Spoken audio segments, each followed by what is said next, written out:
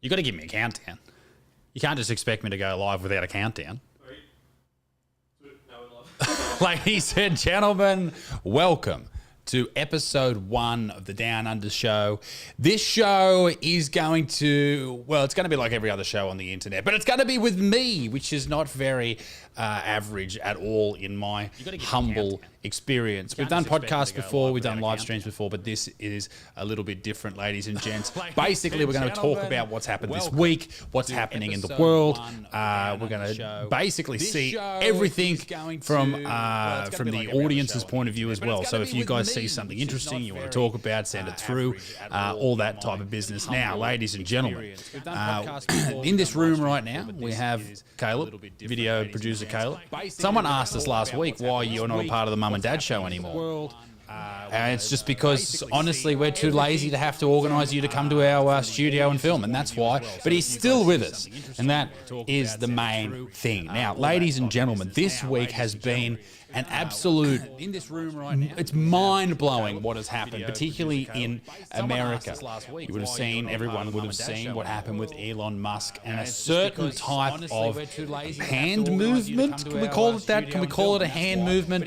A salute, if you will. Now, it depends on where you are on the political spectrum and perhaps in Elon Musk's case, the autism spectrum, because a lot of people are pretty mad at poor old Musky boy. Now, I would like to preface all of this by saying that I do like Elon Musk, and I think he's a very interesting character. And after I've listened to him talk to Joe Rogan and other podcasts like Joe's, these long-form conversations, I feel like that's the best way to get to know the type of person. Now, I would like to preface all of this by saying that I do like chat's going off, Elon Musk, and I think he's a very interesting character. And after I've listened to him, mute where you put the mute the YouTube where you are monitoring the output. Yeah, but it's not loud in here, dude. I'll do that, but I don't think that's going to work. Mute the YouTube page. Everyone's saying mute it. Mute it. Can you hear a mute? Not a mute. Can you? We're hearing the loop back. Check the echo. Can anyone just give me a compliment, even if it's not working? Fuck off, Matthew Summerfield. Not watchable. Yeah, we're trying to work it out. Lob, what do you got? I can't see it. Aussie Mozzie said it worked. Oh, it's a Christmas miracle. Ladies and gentlemen. Oh, so it's coming from my computer. Okay, I will take the blame for that. Would you like me to start again, or are we happy with me just continuing? I'll give you a moment to respond. Throughout the show, we're going to go to Super Chats as well. So if you've got a question, we're going to go back and forth throughout this episode and see what the people have to say. Caleb is sweating right now. Are you okay, mate? Yeah, no, I'm good. You good? I don't think you are. I'm a bit hungover as well. So. Yeah, you're hungover. I mean, I don't know, ladies and gents. It's a bit scary. Okay, we'll start again. Now, what you will see right now is how good I am at continuing or starting back what I was talking about. It actually happens quite a bit. I will here. I have this, which is a H6, right? It's a recording device that I plug this microphone into, and a lot of times, I reckon, probably in like the 7 years I've been doing YouTube, I reckon 24 times it's either run out of battery or I haven't pressed record, and I'll record for like 40 minutes and then I'll have a look at it and there's nothing on there. That is the most heartbreaking feeling, to stare at a camera yelling and screaming and allegedly bullying people and then look at this little fucking thing and realize that you've just wasted your entire afternoon. But, ladies and gentlemen, we're recording through the great Caleb, so I'm sure we'll have no issues with audio. It's been a massive week, ladies and gentlemen, when it comes to American politics. I'm going to start that again. Ladies and gentlemen, what a massive week it's been when it comes to American politics. With Trump walking into the White House, he's signed 1,000 different executive orders, but perhaps all of that has been overshadowed by the great Elon Musk. Now, I am an Elon Musk dick rider from way back. I do like Elon. I've listened to a lot of podcasts that he's done with a lot of influential people, be that Joe Rogan or any other of the other podcasts he's done that are long form. I think what is a real shame is a lot of people only get interactions with Elon through the news. And this is probably what your mum or your auntie or someone like that has had with someone like Elon Musk. You just hear a soundbite, you just hear what they have to say in a very short form conversation. Now, the problem with that is Elon doesn't like the mainstream media, so he's giving them nothing. And when you have someone like him, some absolute genius, and there's nothing... You cannot understate how smart this dude is. Now, he may not be the engineer behind all of these things, but he brings all the puzzle pieces together and allows things like SpaceX to operate, or Starlink to operate, or Neuralink to operate. And I think he bought PayPal, wasn't that? Or he sold PayPal. Isn't that how he came up with all his cash? Something like that. He made a lot of money. Let's Google it, because we have a Google machine here. Elon Musk. Now, I've asked Caleb not to look at my screen when I'm typing things in, because if porn comes up, we're going to be in trouble. Yeah, he co-founded X.com, which was originally PayPal, and now obviously Twitter is X. But he sold it. eBay purchased PayPal for $1.5 billion. So that's how Elon really got the kick up the arse financially and moved forward into whether it's rockets or Neuralink or whatever. Now, Elon Musk, obviously, he has paired himself with Donald Trump and the Republican Party over the past few months, which is very, very interesting for a number of reasons. But I think for Elon, and there's a lot of conspiracy theories around why he did that, but maybe Elon just genuinely thinks that Trump is the better candidate, or was the better candidate for presidency.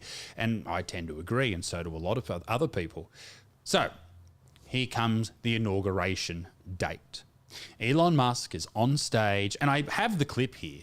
He is on stage, and he throws out something where you could probably use the R word to describe it. And I think the best person who described all of this was Shane Gillis. He's obviously, mates with Joe Rogan, who's mates with Elon, and Shane said Elon's hard to defend in this situation, and I think that's the best. I think that's the best way to describe it, because of course I don't want to be seen as someone who doesn't, think both ways, or at the very least someone who doesn't take in information from the side that perhaps I don't agree with politically and just ignore it, because that's not how my political leaning is. What he did there was hard to ignore, and it was hard to defend. But let's have a watch. Let's see what it is. And I think it's around here. I don't know if apparently you guys can hear this. The headphone situation in here is currently not good at all. And by not good, I mean failing miserably. Let me fucking do this, and then we should be sweet. Okay, so I won't play that because that'll get me taken down. There. Okay, so that's the problem. That's the problem there. But he does say words to the effect of, I throw my heart goes out there. Now, hand over my heart and it goes out there. A beautiful, beautiful thing to say from Elon. But there's probably other ways to say that. He could have done that. He could have pointed, or don't the Gen Zs, they do a different way to, how do they do it? That's like the Gen X thing. That's the millennial or Gen Xers. They do that. Now I'm going to be Illuminati. Jesus. No, there's a different way. I'll find it. Give me a quick minute to Google. What? You're laughing at my incognito tab? Incognito mode. Well, I have to. I don't know what's going to pop up. We'll go through your search history on Patreon. Don't do that, jeez. Yeah, don't go onto that screen just yet. All right. Please? Fingers ready. Okay. What am I looking up? love heart.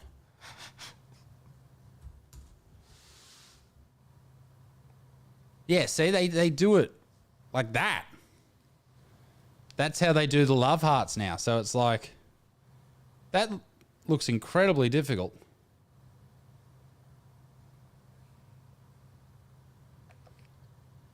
I asked you to take off the what come up in the search history because generalized anxiety disorder came up. Yes, I'm a psycho like everybody else.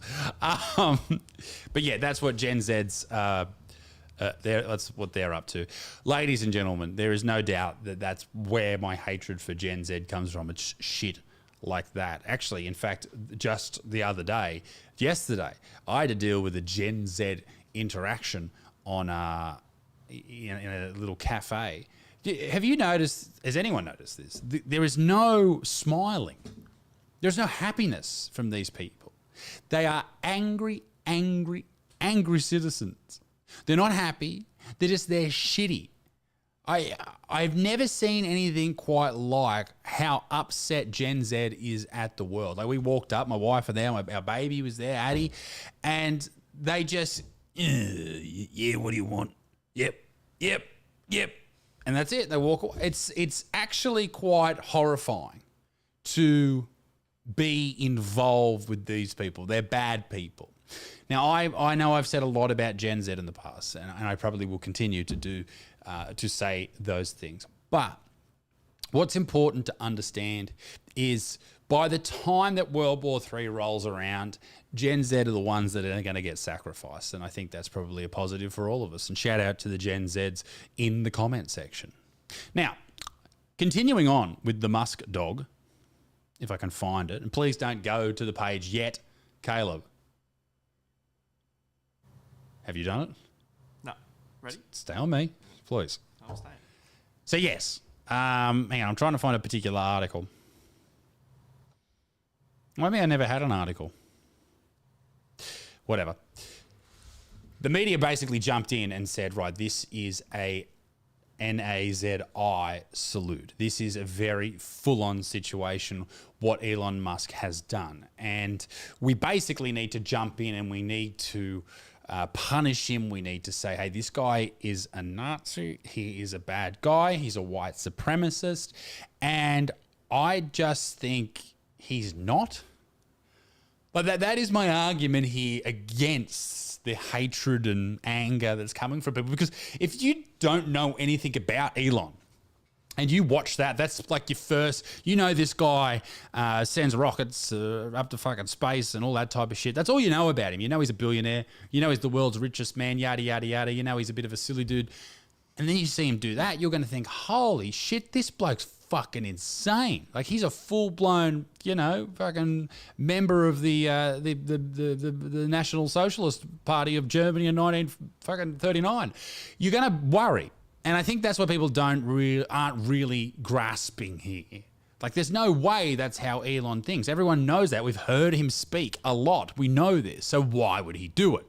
Okay, was he just saying my heart goes out? Okay, sure. Just still not a great way to do it, Elon. Like, just a fucking terrible... Like, we all do dumb shit, but that's pretty fucking ridiculous in front of the world stage. A lot of people are also saying about his autism, that he has... what's he got? He's got bloody... Asperger's. That's what came into my head, Asperger's. He's got... I'm going to say Asperger's, fuck it. He's got Asperger's, and... If you don't know much about Asperger's, it's basically a dialed down form of autism. And maybe a person who you went to school with was a little bit different, a little bit strange. Maybe they were the Aspergery. And that's fine. There's nothing wrong with that. But to blame him doing that on that type of autism is a little bit strange, I feel. Like, my brother's autistic. I've been around autistic kids when he went to school and all that type of stuff, and I never saw one throw the bloody old Hitlery-diddlery-do. I've never seen that. And even if he was nervous and anxious and freaking out because he was in front of so many people, can you really see the richest man in the world just snap it and go, I'm not going to do it? You thought I was going to do it. I'm not going to do it. Ladies and gentlemen, maybe Elon Musk is a secret rhymes with Lazzi, sympathiser, but I very, very much doubt it. He seems like too good of a dude to be that much of a piece of shit. I think he's just done something a bit ridiculous, a bit outrageous, well, extremely outrageous, and he's ended up in a lot of... he's ended up basically sitting in the oven with the temperature turned up. You know what I mean? All the best to Elon Musk. Don't do that again. Don't be a fucking idiot and learn from your mistakes. Now, ladies and gentlemen, what's important with this show is that we get to the comment section. And that's where I'm heading right now. Please don't pull up the comment section yet, because you'll find out about my other mental health conditions that I've been Googling. I'm a Googler. I found that out from the old shrink. He said, you stop fucking Googling shit. And I said, well, someone's got to. Someone's got to Google shit. All right. We'll go down. We'll see what everyone's talking about in the old comment section. How are we, ladies and gentlemen? Thanks for joining us. John said, vag hands. Thanks, dude. Cripple fingers. Very good. It has been a while since I've been live. Thank you very much. My cat's breath smells like cat's food. I'm glad to see that everyone's really nailing important shit. There is a reason that we're live at this time of day. It's because we are in decent times all over the world. So that is why, if you wanted to know what was going on there. Bane said, I'm scared to do a gesture. Yeah, I don't want to get fucking banned off YouTube, dickhead. But anyway, long story short on Elon. If you can't stand the heat, get out of the oven. Now, thank you, Lob. He thought that was funny. That's good. Thank you. I am on tour as well at the moment throughout Australia, throughout Victoria. The Melbourne Comedy Festival is on soon, and I'll be there around the 26th to the 29th at the comedy, what's the fucking called? The Comics Lounge in North Melbourne, which will be very, very good. You should come along. Should be very, very exciting. Ladies and gents, let's talk about bears, says Helium Hypto Crub. Yeah, I got nothing about bears, my friend. I do apologise. James C said he doesn't think Elon cares what people think about him, and I think that's a fair point. When you got that much cash, who gives a shit? Brooklyn said, I have autism and I get bullied for it. That's not cool, man. But don't get up on, in front of all of them and throw gestures. That's all I'm saying. Just don't do it. It's not good. In fact, it's a very bad move. Don't be doing that. Albanese is a pile of sticks. That's the Australian Prime Minister. I agree. Poor old Elon is on the right path to president of Mars. Yeah, I think he is very, very excited to go to Mars. I think that's why he's so pumped up currently. Now, ladies and gentlemen, there's a lot of things that you may be pumped up about in life, and one of them is having children. I was very excited to have children when I had child, and I tell you what, one of the most terrifying things about having a child is the fear of having another. That's why a lot of men choose to get vasectomies, because the fact remains you can't trust women when it comes to birth control. They're unpredictable, these ladies. Scary stuff. And if you're shooting your baby gravy up into their fallopian tubes, you need to be careful as to what type of ammunition you're firing. And that's why vasectomies may be, it sounds like I'm doing an ad read, it may be a good idea for you. Now, one of the hardest parts about getting a vasectomy is getting into the doctors. It still sounds like I'm doing an ad read. Thankfully, some doctors decide that, you know what, I'm not going to wait for someone to do my vasectomy for me. I'm going to do my own vasectomy. And here we go. Seamlessly, I'm going to click on the link that I've got saved. And Caleb's not going to cut to it yet because something weird will pop up.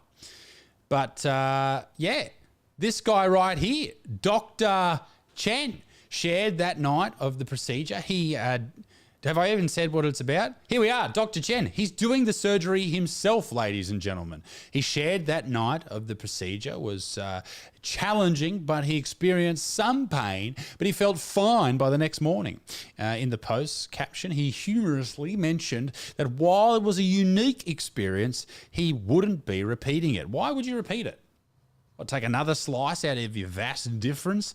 So this is obviously Dr. Chen, I imagine, and he's very, very pumped. So I guess I don't really have anything to show, but I guess you just cut into the scrot. Caleb's looking around it. We don't have a stress ball or anything like that. But I imagine you just cut into the scrot and you find the little tubes and you just give it a snip. I think getting a vasectomy could be a very, very smart thing to do. If it was, I know it's reversible, but it's not easily reversible. It would be great if it was easily reversible, if you could just do it. If you could do it like, when you're 18 years old and you just get it stitched back up when you're in your late 20s, that would be a lot easier. But it appears here, Dr. Chen, he's a surgeon in Taipei, Taiwan, put his medical expertise to the ultimate test by performing the vasectomy on himself. His video on social media garnered over 4 million views. He's a father of 3. He's had enough. And he described his vasectomy as a gift for his wife. What a fucking bloke. Here, love, I'm still going to shoot some loads into you, but there won't be they're blanks. They're blanks, basically. They're not carrying any of that disgraceful fucking DNA. Something scary about shooting loaded loads. You don't know what's going to fucking happen. Caleb, are you scared of shooting loaded loads? Sometimes. It's fucking scary. And that's one thing they don't talk about enough in high schools when you're learning about sex ed and shit. They start talking about, you got to wear a condom because you don't want to get a venereal disease. You don't want to get an STI, STD. But what they really should be saying to kids is, hey, you don't want to ruin your life and get someone pregnant, particularly when you're a younger person. Like that can really fuck up your life, your partner's life, and the kid's life. So give it a chop. He's got no desires to have any more kids. He looks really young. I know he's got 3 kids, but he looks really young. The vasectomy for women is more complicated, getting your tubes tied. While for men, it's relatively easier. We just we don't lactate. We just locate the vas deferens. See, I remember that from sex ed. A duct carrying sperm from the testicle to the urethra. Caleb, our producer, actually had his changed from his carrying the sperm from his testicle to his urethra from. Don't worry about it. It's not about you gargling on sperm. From the outside, tie it up, and basically they just tie it up. So maybe it is easy to reverse. Maybe you just untie it. Tying and untying your shoe. Yeah, like tying your shoes. I think maybe this could get some Velcro involved. But in response to questions about the legality of this self-vasectomy, Dr. Chen clarified that he is fully qualified in surgery and orthopedic surgery. 3 other doctors, a nurse, a urologist specialist were also present to oversee the safety of the procedure. However, Dr. Chen emphasised that the public should never attempt such procedures, which I think is an important thing for Dr. Chen to say here, because I know as soon as I read this, I really wanted to just fillet my scrotum. That's fucking scary, man. That is fucking scary. But I think we don't talk enough about, particularly to young men, that we need to be careful not to get people pregnant. Like, there's not enough fear mongering around that. Like, you should be fucking terrified of doing that. You need to have things in order before you start doing that shit. In my humble opinion. I mean, maybe I'm wrong. I don't know. Ladies and gentlemen, let me know in the chat what you think about cutting your own. Or if you were, I probably shouldn't say that on YouTube. What do you think about this surgeon who's fully qualified filleting his scrotum? Give me your thoughts on it. I'd love to know. I really, really would. There was another clip I had here that I can't actually hear, but it's Whoopi Goldberg being fat shaming RFK Jr. No, he's fucking. I got that extremely wrong.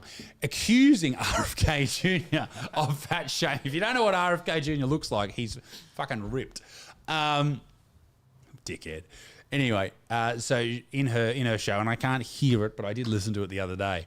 It's basically her going, what RFK Jr. when he's talking about cutting out these and cutting out that in the American food industry. What's really happening here is he is fat shaming people, and so I think we need to really wrap our heads around the idea that just because somebody is suggesting that we shouldn't be we shouldn't be unhealthy or you shouldn't be eating unhealthy foods. And we all do that. I'm having a day. I jumped back on a keto diet at the start of January because I put on 6 kilos over Christmas because I went full ham, like ham being the operative word. But I'm having a day off today where I can just, have a bit of a cheat day. And I've been an absolute pig all day. It's been great. But if you eat like that every day, man, you just balloon. And then on top of all that, you're in a job you hate, you're stressed out of your mind, you got all these kids because you didn't commit a fucking vasectomy on yourself, and all these other horrible things are happening in your life. You're stressed, you got to pay the mortgage, you got to pay bills, and then you end up carking it of a heart attack at 40. Like, maybe that could be prevented if you just sort your shit out at an early age. And I think that's where people like RFK Jr. is coming from. Surely it's not a hatred of fat people. And if you think that, like, are you really being a critical thinker there? Are you really opening your eyes enough to go, oh, like, is that really how you feel? You really think that this dude's out there hating you because you're overweight? Or is it just because you don't want to face the reality of your situation? I think it's probably closer to that. And that's not great. That should probably worry a lot of you. Not necessarily you watching this right now. Maybe you're ripped. I don't know. But if you want to look after yourself, then do that. Don't look for excuses, because excuses will find you. Naturally, as human beings, we want to follow the path of least resistance, and that will always be there for us. Whether it's sweet, delicious food, that's a path of least resistance. We're not controlling our calories. We're not making sure we're eating whole foods, even though, don't get me wrong, whole foods very delicious. But if you are giving into that shit, then that's just following the path of least resistance. If you wake up in the morning and you decide that you don't want to train that day, that's the path of least resistance. It keeps coming for you, ladies and gentlemen. No matter what, it will always come for you. Now, we'll jump over to the chat. How you going, chat? Good to see you. We've got a super chat from Glenegg.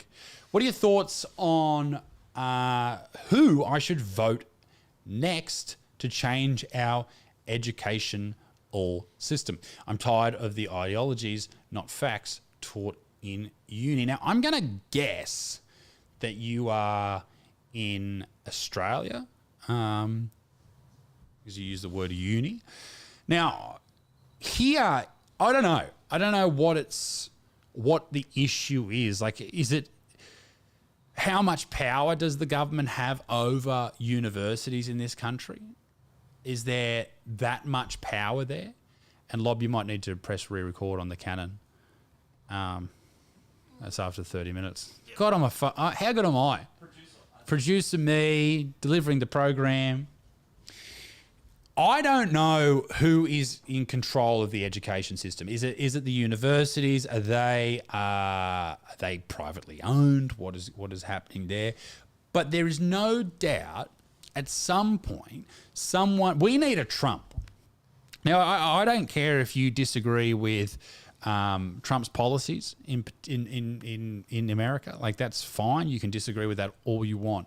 But we need someone to really take control of the problems that exist in this country and not be terrified to do so. I think most politicians get involved in politics with all of these, they're excited. They want to change the world, but we don't see that. They seem to fall in line. And in Australia, it's the left-wing and right-wing party, the Labor Party and the Liberal Party. The Liberal Party being the right-wing party and the Labor Party being the left-wing party. Now, Labor, the left-wing party, aren't supposed to be extremely left, but they are somewhat becoming a little bit too left. And I think that's the problem in this country. And we saw that with the current Prime Minister, Anthony Albanese. Everything he seems to want to do and change seems to be more about being virtuous and being seen to be this amazing person when it doesn't really change anything for anybody.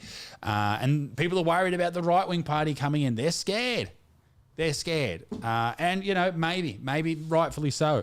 And shout out to Blow Dorina Com Wakru, who gifted 5 memberships. Fuck yeah, good stuff. If you want to support the channel, grab a membership. I'm sorry, I absolutely did a hatchet job on your name. Bad me. Yeah, so we need a Trump. And when I say a Trump, I'm talking somebody who just doesn't listen to the people around them, and that's a scary thing to say, because you want to have a little bit of control, right? But if you can have someone who can at least think for themselves, the risk is they'll go nuts and become a dictator, sure. But you want them to be able to at the very least, come up with ideas that they actually believe in. And I think that's what we don't see in Australia right now. And that's what we won't see when it comes to the education system. I think the education system as a whole, and I know nothing about it, right? Obviously, the education system failed me. But in a sense, it is how it has always been, and we'll make slight little changes to it over decades and maybe even up to a century, and that's when we see big changes happen. If you look over it if you zoom out at the education system in any country and you look at it from above, with the benefit of hindsight, you can see where things have changed and they've gone more right-wing, more left-wing, whatever.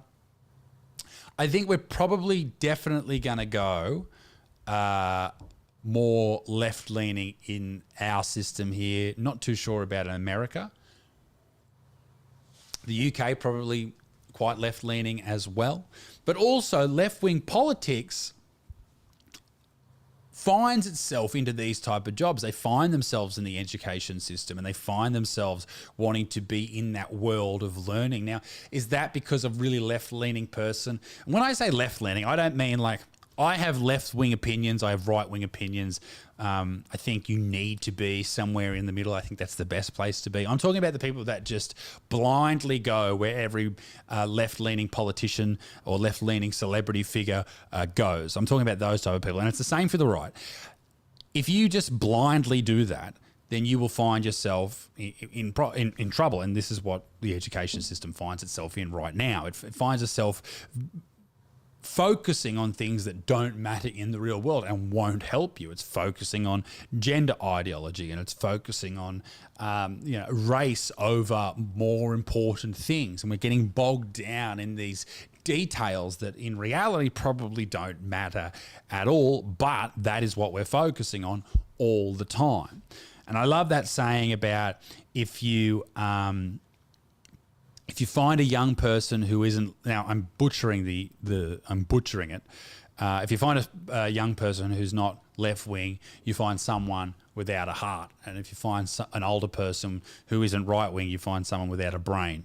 And I think that's how it is. And I think that's why the education system is so skewed to the left. It's that's who it's made for, and that's who it's made by. And then it's as we get older, we sometimes see the light, take the red pill. Sometimes we change, sometimes we don't. And I don't think you should go either way. I think you should, as I said before, you should find yourself in the middle. Taylor, with the super chat, Bill Shorten told the truth no matter how much it hurt for us to hear. And the media and the right and the public right-leaning called him a scumbag. What about Taylor? I don't know what Bill Shorten said, but let me know. In particular, Bill Shorten is a dude here in Australia, a person on the left, I guess you can say. But it's not really. It's not quite as left and right as you'd probably think. But he is in the more left-leaning party. He's currently in charge of, or was in charge of, the National Disability Insurance Scheme, which is the NDIS here, which is a socialist mold of protecting and helping people with disabilities, which is actually really, really helpful for a lot of people. So unfortunately, there's a lot of people that really fuck with it and abuse it, and that shouldn't happen, but that's the same with absolutely everything when it comes to public funding. There are people who are trying to get the most out of it in the most dishonest way, perhaps. But yeah, Taylor, let me know what you're talking about there, dude. Now, ladies and gentlemen, on the topic of Australia, and this may not interest people in other countries, but this interested me. And I think it's a big conversation. And Caleb, we probably don't need to cut to me to the thingo for this. The Australia Day change the date debate has been going on for a long, long time now. Now, I'm thinking probably has really sharply increased in popularity, at least the conversation about it over the last 10 years. Basically, the idea is this. Australia Day is like Independence Day in America. It's a day where we celebrate this country and our country. And we have it on the 26th of January every single year. Now, over the past decade, people have started to boycott it. They've started to protest it. Why? Well, a lot of people, particularly Indigenous people, Aboriginal people, are angry at the fact that we are celebrating a day or celebrating this country on a day where they see it as the start of white colonisation of Australia by the English in 1788. Caleb, 1788? You're Aboriginal. I'm the ethnicity higher. He is. It's good to have you here. Thank you. 1788, thereabouts. So basically, the Europeans arrived and they changed the course of history very, very, very quickly for Aboriginal people. Now, in that time period, there was horrific actions done by a lot of people that looked like me. Not particularly my ancestors directly, but people who looked like me. And I think that's why a lot of people get really, really angry at white people on this day, which is unfortunate because obviously we aren't in control of our ancestors' actions. But these type of heinous acts continued, and they changed. They changed from just flat out genocide to laws being written and people with dark skin, Indigenous heritage, being attacked, trying to be bred out. That was basically the plan. And it's crazy to think that is what we did in this country and what we thought was the best move by the political parties that were involved in. They thought that was the best move. Whoever was in government thought that was the best move. And that's pretty crazy to think because that's not that long ago. Now, for the longest time, my opinion on the 26th of January, which is tomorrow here in Australia, was this. Originally, I was like, nah, fuck it. This is, Australia Day, Australia, all that type of shit. And then it moved to, I don't know. If this really upsets someone to the point of tears and reminds them of for example, if you think about an older lady, an Indigenous lady who maybe was a part of the stolen generation. And if you don't know what the stolen generation is, it's a complete generation of young children, Indigenous Aboriginal children who were taken from their families. Like they went down the road to play at the park, and these whoever was employed by the government to do it picked them up and put them in white families. It's crazy. Like they lost culture, they lost family members. Insane. If you are a grandma who perhaps you were taken as a child and you never got to see your mother again or your father again or your brother or sister again. Like, I understand why something like Australia Day would really rub you the wrong way and piss you off and upset you. And maybe that is a good reason to change it. But then as I got older and I saw who was becoming involved in this debate, I realised that it's not so much... What the fuck? Did you just set off fireworks behind me? I didn't touch anything. You just fucking did some fireworks. I thought it was just on OBS, but it just, yeah, there we go. Happy Australia Day. What the fuck was that? Oh, surely we're not the only ones that just saw that. Oh my God. Got it. Dude. Oh, well. All right, well, ladies and gentlemen, we've got... Oh, dude, we've exposed a lot. Exposed my search history. We put up fireworks. That's so... I don't even know what that was. What did you touch anything? I was just sitting here watching it. I just hear fireworks. I'm like, what the fuck? Why is there fireworks? Jesus Christ. Anywho. Anyway, where was I?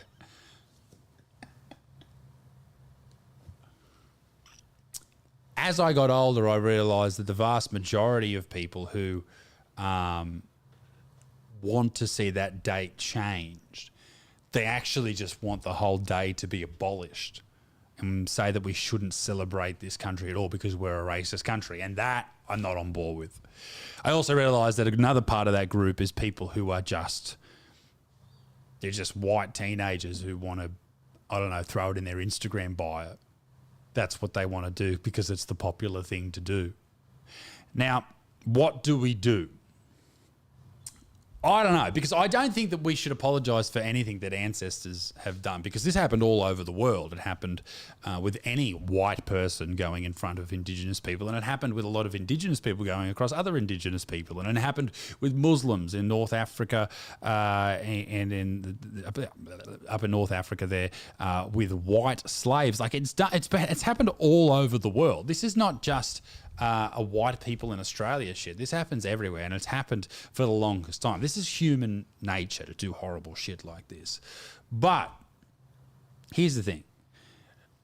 I saw a dude, and this dude, his name's Tony Armstrong, and he's thrown his support behind a campaign for voluntary reparations. The hashtag WealthBack campaign will distribute donations to First Nations groups working in the communities and across the country. Now, beloved Gilmoroy? Yeah? Gamilaroi? How bad am I? I look at Caleb because he's Aboriginal as a translator. Not as bad as what was old mate, the Premier of Western Australia, when there was an Aboriginal lady speaking English and he translated it. So this is obviously written by the NITV, which is the National Indigenous Television, I think that's what it is. Anyway, so it's written by them, so it is obviously quite positive towards him, but all the other media, they were a little bit more negative. Now, he was doing a story. Hey? Do you want me to switch over for it? Yeah, please. Read along. I'll read along with me, ladies and gentlemen. He was basically talking to Instagram. The TV personality posted a story promoting WealthBack, which calls for the disposition of Aboriginal and Torres Strait Islander peoples to be rectified through reparations. Now, he did this on TV as well, I think, and basically a lot of people aren't happy about it, and I understand why. You can't demand or ask for people who didn't do anything to apologise, which is basically what you're doing when you're asking for money. Well, maybe you're not, because if you donate money to a homeless person, you're not apologising, are you? But if you give somebody money because you're feeling bad for something that they are saying that people that look like you did, then I guess it's sort of an apology. If you are doing that and feeling bad, and that's why you're doing it, that's not a positive thing. And all that does is segment that people who are Indigenous in Australia, Aboriginal people, or anywhere in the world, are different to you just based on the colour of your skin. Now, I've said this a lot, and I genuinely believe this, that I haven't had anyone in my family born in England or Scotland or Ireland for a couple of 100 years or whatever it is, a long time, 120, 30 years. I feel more attached to the land here and the culture here and the stories here than I do over there. Now, I love the UK. It's a great part of the world. I thoroughly enjoy visiting there, but I feel more part of this culture. Now, just because I don't have dark skin doesn't mean that what are you giggling about? Fucking like bubble that just popped up. Oh, is it because I did that? I don't know. What is going on? I have no control. I'm going to watch it because I'm... Why did it come up? This is the great thing about doing the first stream is... I'm going... Hang on, let me go back. I want to see this. Did it come up on the screen? Yeah, it did. I don't know. Maybe you missed it. It was just up for a second. It was a little bubble thumb and then just disappeared. I'm going back. I'm rewatching the past. It's not there. So you just interrupted The good word from me. I'm sorry. God. And this is why I'm not paying reparations. How dare you, Lob? Apologies. That's an outrage. Anyway, I don't think that reparations is the move. I don't think that's how you become equal. I don't think that's how you smooth over the atrocities of the past, because at some point we have to, I don't know, sort this shit out, and I don't know how we do it if we keep making each other different. That's the problem. All right, are you got a microphone on, Lob? Yeah. What do you think? Because you are Aboriginal. I'm not just being a dickhead and saying that. Thank you. What do you think in this regard? Oh, I don't know. I feel like the more that you separate the two groups, it just creates more division. So it's like, you know, obviously when we start the stream, you know, every day we start with you saying I'm sorry to me before we start. Well, yeah, I was going to say that we should start having an apology and acknowledging my white privilege over you. Yeah. I just got back from Bali, and I did like landing on Jetstar with the welcome to country as soon as I got home. Yeah, we this is an alleged thing, but every time Caleb is our videographer and our friend, and he travels all over the country with us, and every time we land, they do the welcome to country. This is the traditional lands of the whatever people we are currently in, because obviously the nation that is now known as Australia was segmented into 200 different nations or 150 different nations back in the day. And they say, welcome to this nation, welcome to, et cetera, et cetera. Now, I will allege that I sometimes will sit up in my chair and turn around and look directly at you when that's happening. I don't know. I just think if it was me, I'd be like, okay, yes, just leave me alone. Just let me land and let's get on with it. Yeah, I don't know. A lot of my family is pretty in touch with their Aboriginal culture, but we don't go around and sook about it and all that. Like I still celebrate Australia Day, not for, you know, what it was. I'm happy with where we are as a country. Like, you know, it could be a lot worse. You know, I also just love to get on the piss as well. So yeah, well, and that's the most Australian thing to do on Australia Day, is get on the piss. And that was one of the things that annoys me about this, is it's really infected a day with this conversation and this anger. That is a great day. I used to love Australia Day. Yeah, it was so much fun. You get together with all your friends and you have beers and you get pool parties and all that type of stuff. Get the tarps out, go down the tarps on your stomach and all that type of shit. But there's a lot of other people. This is B.B. Oliver, Indigenous author, who an Indigenous author claims Australia Day brings out hordes of people adorned with Aussie flag tattoos who say F the black people, K-word the black people, and white power all the way. The claim was made during fiery clashes on the first episode of Hear Me Out, a new half-hour show dedicated to airing the views of younger Indigenous peoples. Now, there are definitely people who are viciously racist pieces of shit, but is the regular person who enjoys Australia Day because they get to drink with their mates, play cricket with their mates and hang out, is that person one of these people who are saying these things? Maybe, but it's got to be very, very few. And I've always thought that the same people who do not like people because of the colour of their skin are the same people who will kick their dog, hit their missus. If they reverse their car and they bump into another car, they won't report it to the person, or they're just genuinely shit people. And I don't think that can be bred or educated out. I think that's just, unfortunately, the roll of the dice. And parents have a lot to answer for that. Friends do as well. If someone's outwardly racist, obviously you should pull them in. If you're friends with them, pull them into line. Tell them not to be a fucking idiot. I think one of the craziest things, and Claire and I my wife and I were talking about this the other day, like we'll tell to Caleb's face, like we'll say a joke that may or may not be racial. Probably is. A little bit. Little bit. But we've been talking to other people we know. Back when we lived in a rental, I won't say the suburb, but there was people of Indian descent.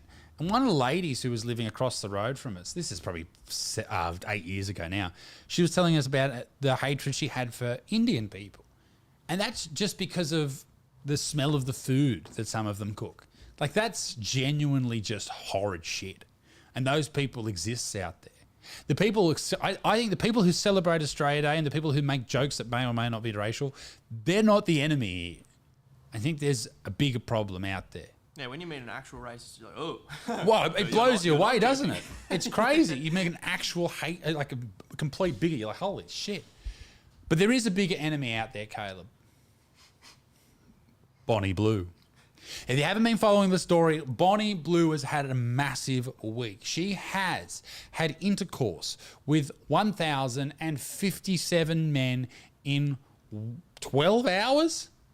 That is absolutely hectic. That is that is crazy. That is red raw. That is terrifying stuff. Don't you think? Like, could you imagine, how much lube do you need? I don't know what's worse, her or the 1,000 dudes that lined up for her. Well, I'm glad you asked, because a security guard has revealed the shocking details about Bonnie Blue's record sex-breaking marathon. The security guard has spoken out about porn star Bonnie Blue's boobs, record-breaking sex marathon with 1,057 men. Bonnie's Australian visa was cancelled back in November, yada, yada, yada. Now, the high-profile sex worker has courted controversy again. She's really good at getting people to talk about her and coming her. Some have questioned whether the stunt was real, but now a man who has claimed to have queued up for the sex marathon, now that is a dude who doesn't give a fuck, but didn't go through with it. Oh, righto, has spoken out. Unemployed security guard, and given his name, Ali Walker, 42, had been keen to join in on the epic romp, but was disturbed by the scenes. What did you think was going to happen, Ali, that greeted him when he rocked up at the orgy's location? What did you think was going to happen when you turned up at an orgy? He told the Mail Online that the men were lined up in their boxer shorts before taking turns having sex with Bonnie while wearing bank robber-style balaclavas. That's why you need a vasectomy, for shit like that. It was the most surreal experience of my life, 100%. I was just amazed by what was going on. What did you think was going to happen, dude? I've been told it was a one-on-one session. So I presumed you got into a room with her at a time. Imagine telling a newspaper this with your fucking name there. He was surrounded by 30 or 40 guys at any one time taking turns. She was surrounded by guys. I'm sorry, Ali, but I don't have too much sympathy for you. If you find out that a lady's trying to set a record to sleep with over 1,000 men in one go, and you get there and get upset, that's on you, brother. Bonnie's tally smashed the previous record set by Lisa Sparks. Fan of Lisa Sparks? Oh. I like Hit and miss. Who had sex with 919 men in 24 hours in 2004. God, it's taken years to break that record. It must be drug testing or something. Mr. Walker posted footage from the orgy. Oh, so he did. So were you there or not? Did you go in or not? Showing men queuing up on the stairs and condoms strewn across the floor. Gross. She did have sex with at least 1,000 men as far as I'm aware. I didn't actually count them, but the mansion was full. There was a lot of guys in their teens and early 20s, a few older guys. I'm 42. I was probably one of the oldest ones there. Interesting stuff. And it goes on. Bonnie is also in a feud with another OnlyFans creator, Lily Phillips, who says that she stole her idea of rooting 1,000 men. It's absolutely incredible to think about the pain that there's someone who has to come up with an amazing idea like that and have it stolen must be. I wonder why. I don't want to sound outrageous here, but I think this is what happens when a generation of women are told they can do anything with their lives. Some of them take that as a cue to go, I'm going to fuck 1,000 men in 12 hours. 12 hours. That's a dude every 45 seconds. That's a lot of dicks, man. A lot of dicks. And ladies and gentlemen, that's how I'd like to end the show. We'll head back to the chat, see what's happening there. But we've got Matt, Garage MC. Matt from Garage MC how you doing? You love the book. Well, thank you very much, mate. Better Man is currently on sale. And I'll give you a hot tip. We're about to release the audiobook. It is with the audiobook people at the moment, and we're waiting. We're waiting for fucking. I don't know. They're waiting for something. They've got the information. We're waiting to put it out there. So make sure you get your hands on, at the very least, the audiobook when it comes out, because I think you will rather like it, ladies and gentlemen. I hope. Now, ladies and gentlemen, let me know what you think in the comment section about this whole setup, the stream, what we can work on, what we can fix. We're going to have Ben McLennan here next week, who is my opening act across the country. He'll be here as well. He will be a part of the show each and every week. I think what's he doing today? Don't know either. But he's not fucking here. Ladies and gentlemen, thank you very much for joining us on this first episode of the Down Under Show. My name's Isaac Butterfield, and this has been a very interesting experience. I'd like to apologise for the fireworks that went off behind me for no reason. Nobody was able to tell us how that happened, but let me just tell you,